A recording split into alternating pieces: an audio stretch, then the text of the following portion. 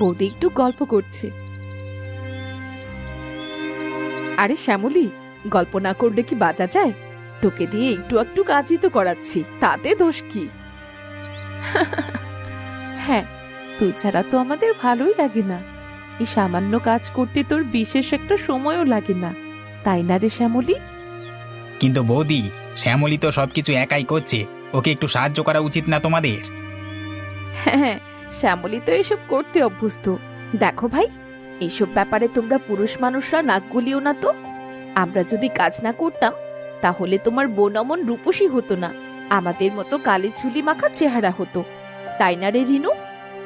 হ্যাঁ, একদম ঠিক তাই। তুমি ঠিক বলেছ দিদি। সারাদিন আমাদের কাজ ওদের চোখে পড়ে না, শুধু বোনেরটাই দেখে বুক ভেঙে যায়। বৌদিরা সত্যিই কেন আমার সাথে এমন করে? আমি কি তাদের আপন নই?